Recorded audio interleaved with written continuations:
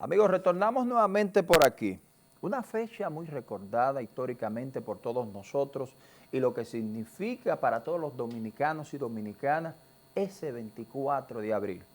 Vivencias, hechos que comentar y conocer, no solamente de mano de un historiador, un conocedor de esta historia, sino uno de los combatientes que pudo estar ahí en el mismo lugar de los hechos para poder contar de primera voz todo lo que ocurrió. Hacemos esto, ¿ustedes saben por qué?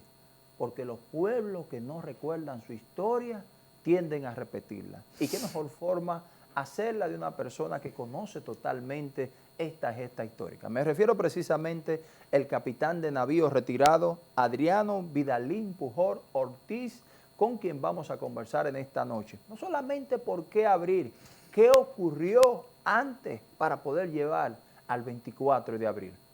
Adriano, bienvenido a este espacio. Gracias. Primeramente debo saludar a los atentos televidentes de este canal y sus programas. Comenzaré analizando o diciendo las raíces de abril. Sí. La gesta de abril ha sido uno de los actos patrióticos epopéyico más importante de la historia dominicana.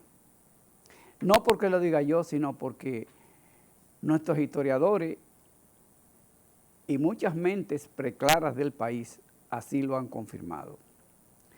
Abril tuvo dos razones fundamentales para que surgiera, pero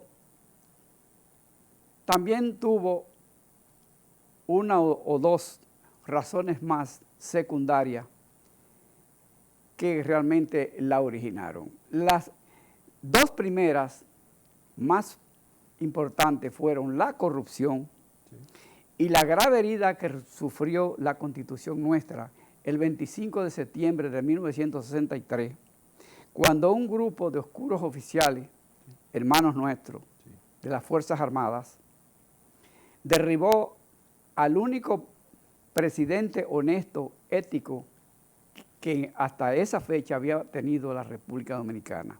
Me refiero a Juan Emilio Bosch Gaviño. Realmente Bosch Gaviño ha sido el hombre más ético, el político más ético que ha tenido la República Dominicana. Aunque realmente no nació con madera de estadista, por cuyas razones fue derribado a los 7 meses de ser elegido. El 25 de septiembre, como dije, un grupo de oficiales oscuros de mentalidades arcaicas lo derribó. El 26 de ese mes fue elegido un triunvirato encabezado por un oscuro abogado de San Juan llamado Emilio de los Santos Alcier. Y también gobernaba con dos hombres más que eligieron los militares que realmente se sabía que eran de su bando. Sí. Ese triunvirato estuvo gobernando hasta el 26 de diciembre, en el caso de Emilio. ¿Qué sucedió?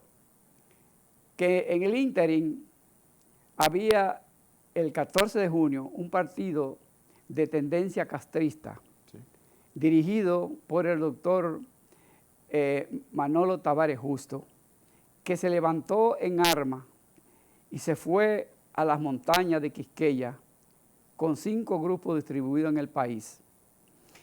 Y debido a que los militares querían que los Estados Unidos reconocieran el gobierno de facto,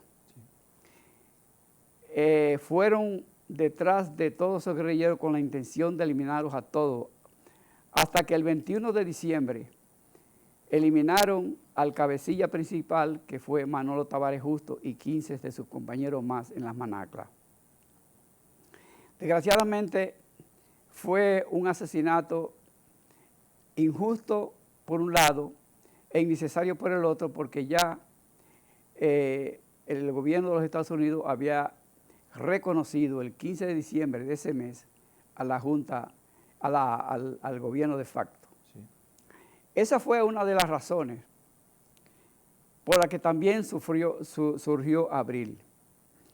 O sea, tenemos el derrocamiento de nuestro gobierno constitucional Juan Bosch, pero también tenemos la causa del levantamiento de Tavares Justo en la montaña. Pero además, uno de los principales motivos fue la corrupción que se desató en el país, una corrupción rampante surgida en las Fuerzas Armadas y la Policía Nacional a través de las cantinas. Sí. Pues resulta que en el año 1964 las Fuerzas Armadas desarrollaron un comercio con una competencia desleal frente al comercio dominicano, porque traían de los Estados Unidos y de varios países en barcos, en aviones, diferentes géneros que eran vendidos tanto a las Fuerzas Armadas como allegados a miembros de las Fuerzas Armadas. Y esto trajo como consecuencia un descontento frente al gobierno de don Henry Cabral, que fue elegido por la Junta Militar que gobernaba el país, una vez renunció Emilio de los Santos Alcié, o sea, el 29 de diciembre. Don Henry Cabral estaba en Israel, pero en el momento en que fue elegido estaba en el país. Y esto trajo como consecuencia una desestabilización del gobierno de don Henry Cabral y en consecuencia del gobierno de los militares, que realmente era quien gobernaba. Y trajo como consecuencia también el hecho de que se requebrajó totalmente la disciplina en las Fuerzas Armadas y la Policía Nacional. Porque la mayoría de los oficiales superiores, hermanos nuestros, no le faltaba el tiempo para contar el dinero sacado de los negocios de las cantinas. O sea, Abril tuvo varias razones para que surgiera. Sí. La Junta, el derrocamiento de Bosch, el levantamiento de Tavares Justo, sí, y la corrupción. Realmente el 14 de junio se levantó en armas y he visto varios escritos que hablan de que Tavares Justo se levantó en apoyo o en respaldo o en repudio al golpe de Estado. Pero eso no fue así. Esa fue una de sus causas, pero la mayor parte fue que el 14 de junio tenía programas sociales profundos que veía que el gobierno no ponía en práctica, sí, y quiso levantarse en armas para ejecutar esos programas. De todas maneras, ya llegado el tiempo de enero de 1965, se había formado en las Fuerzas Armadas movimientos conspirativos. Sí. Uno de los principales fue dirigido por el teniente coronel Rafael Tomás Fernández Domingo, un, sí, oficial que, siendo hijo de un teniente general de Trujillo, el teniente general Fausto Camaño Medina,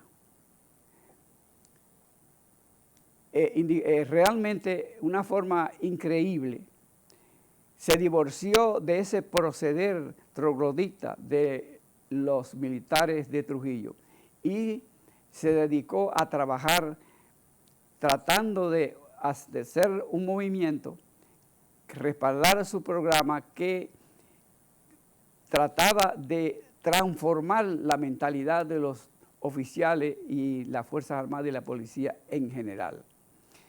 Tanto así que perdió su vida cuando comenzó la gesta de Abril, el 19 de mayo, cuando intentó tomar o retomar el Palacio Nacional, después de venir de Puerto Rico en un avión de los Estados Unidos, porque cuando explotó la revolución el 24 de abril a la 1:00 de la tarde, él estaba en Chile como representante militar allá, enviado por don Henrique Cabral, que había sido antes removido de España con el mismo puesto y rango y llevado a Chile. Realmente cuando él supo del levantamiento de abril, no inmediatamente voló a Puerto Rico, a la casa donde precisamente estaba Juan Bó exiliado en Puerto Rico, porque Juan Bó fue exiliado el 28 de septiembre, 3 días después que lo derribaron del poder, lo llevaron a Guadalupe, de Guadalupe cogieron un avión y lo llevaron a Puerto Rico. Y ahí se mantuvo en una casa donde se juntó con Rafael Tomás Fernández Domínguez, y en una negociación que tuvo Juan Bosch con los representantes americanos en ese país, pudo lograr que Rafael Tomás Fernández Domínguez viniera en un avión de los Estados Unidos con un mensaje a nosotros aquí. Ese mensaje decía que debido a la situación que enfrentábamos, era merecedor de que nosotros rindiéramos las armas y entráramos a la catedral, que era un refugio para nosotros, para evitar que nos exterminaran, porque se suponía que las Fuerzas Armadas contrarias no iban a entrar a la catedral. Eso para mí ha sido siempre un motivo de duda, porque lo que yo pienso es que Juan Bosch utilizó esa treta con los americanos para tratar de que Fernández Domínguez llegara al país. De todas maneras, nuestro ejército, el ejército constitucionalista de Camaño, planeó retomar el Palacio Nacional el 19 de mayo en 3 columnas, y ahí perdió Fernández Domínguez la vida, traspasado por balas dirigidas prácticamente en una forma medida por los americanos. Y también, no solamente Fernández Domínguez cayó ahí, sino ahí también cayó miembros de extranjeros que habían sido parte de los Hombres Rana. Y los Hombres Rana fue un grupo de importantes hombres de nosotros entrenados precisamente para casos especiales. Desde el 1959, cuando Trujillo quiso explotar la base naval de Maracaibo en Venezuela, y trajo y formó lo que nosotros llamamos y conocemos muy bien los Hombres Rana. Muy bien, porque se pone muy interesante esta conversación con usted. Y yo sé que todo eso que usted ha descrito, que fue lo que dio al traste anterior a lo que fue el hecho del 24 de abril. Esta noche conversamos con el capitán de navío retirado, Adriano Vidalín Pujol Ortiz, que no solamente fue un combatiente en la gesta histórica del 24 de abril, sino todo un conocedor de esta historia y los hechos que marcaron un antes y un después en la República Dominicana. Hemos conocido lo que es una especie de preámbulo de por qué dio al traste el 24 de abril. Don Adriano, usted nos ha dado todos los detalles de cómo se pudo ir construyendo este hecho que marcó la historia de este 24 de abril. Si pudiéramos ahora en este tramo de su participación poder orientar a toda la audiencia que nos ve localmente a través de Noticias 16, pero también de manera internacional en nuestro Facebook Live, desde ya transmitiendo en Teledebate para todos ustedes, ahora el 24 de abril como tal. ¿Qué nos dice don Adriano? Mira, eso fue un hecho tan importante, tan insólito, tan extraño, tan extraordinario. El único que nosotros pensamos, o de todo el mundo debería pensar, que es el único caso que se ha dado en la historia del mundo. Tú sabes lo que es 2 miembros tan principalísimos de abril, que fue Francisco Alberto Camaño Deñó, hijo de ese teniente general con esa mentalidad de Fausto Camaño Medina y Rafael Fernández Domínguez, Rafael Tomás Fernández Domínguez, hijo de otro general, Emilio Ludovino Fernández Malagón, dos generales trogloditos del régimen de Trujillo. Con esa mentalidad arcaica, es casi imposible pensar que esos dos muchachos, diríamos muchachos, porque cuando Camaño y Fernández, porque Fernández fue el que primero tuvo la idea de la formación del mayor grupo conspirativo en las Fuerzas Armadas y conquistó a Camaño una semana santa, una semana de Nochebuena, cuando Fernández Domínguez tuvo permiso del triunvirato, llegó a Puerto Rico y tuvo un viaje aquí de 24 horas y ahí, en ese periodo, conquistó a Camaño. Es imposible imaginar que dos personas así, hijas de esos dos personas oscuras de Trujillo, con esa mentalidad arcaica, que realmente vivían un mundo del manda más, con la significación de un sentido de patriarcalismo completo. Dos personas que no tenían o nunca tuvieron necesidad de meterse en líos tan grandes como eso. Sí. Es imposible pensar que pudieron haberse metido en líos tan grandes como se metieron. Sí.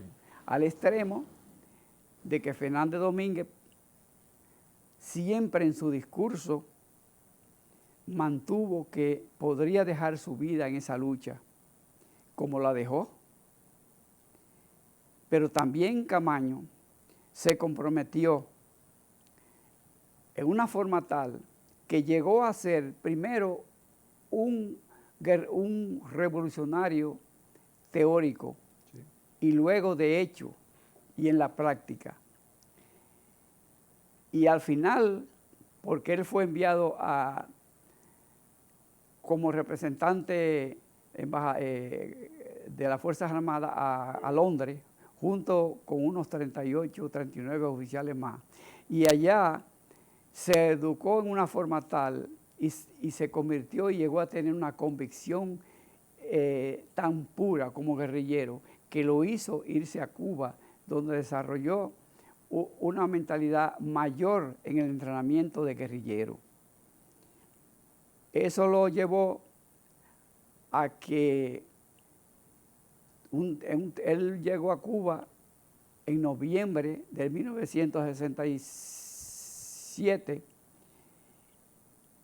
y al final tuvo la interesa de embarcarse en un desembarco con 8 personas que llegó al país en la playa, por la playa Caracoles. Desarrolló ahí una andanza hasta las lomas de San José de Ocoa y dejó su vida ahí tratando de quitarnos el yugo del gobierno de Balaguer, sí, que fue el presidente más asesino, un asesino frío, porque recibió el mandato de los americanos de quitarse de encima a todos los constitucionalistas del país, al extremo de que hay una lista, que yo la tengo, de 678 ciudadanos, conciudadanos nuestros, coterráneos nuestros, que Balaguer le quitó la vida, porque recibió ese mensaje de los americanos, porque los americanos lo que querían era borrar todo vestigio de los constitucionalistas. Hay algo muy importante en todo esto que usted ha estado dando detalles, que yo sé que a toda la audiencia le llama la atención. ¿Cómo logra avanzar esta gesta histórica? Y luego tenemos nosotros que ver esa muerte de Francisco Alberto Camaño y también de Fernández Domínguez Esto nos llama poderosamente a la atención ante todo esto que ha sido un proceso histórico para nosotros hasta doloroso. ¿Qué ocurrió aquí? ¿Sabe que, como te dije, o como dije, Rafael Tomás Fernández Domínguez, Sí. un teniente coronel que a los 31 años ya era teniente coronel, Sí. y se dispuso con esa valentía, con ese arrojo, con esa lucha permanente y constante de transformar no solamente las Fuerzas Armadas del país, sino transformar la mente de la sociedad dominicana hacia una sociedad más justa en valores. Y tal como él perdió la vida tratando de retomar el Palacio Nacional, así Camaño también lo hizo, tratando de que la guerrilla pudiera establecerse en el país, sin importar el tiempo que estuvieran en la tarea del foquismo, Sí. para establecer una guerrilla permanente en el país y luego tratar de encontrar el apoyo suficiente entre el campesinado Sí. y la lucha en las ciudades, pero realmente las condiciones históricas de ese momento no se lo permitió, porque los Estados Unidos habían puesto en el poder a un señor, al doctor Joaquín Balaguer, que había sido exiliado cuando perdió el poder el 18 de enero de 1962, se asignó en la Nunciatura Apostólica y el 8 de marzo de ese año salió exiliado por los Estados Unidos y estuvo allá y inmediatamente explotó el 24 de abril aquí.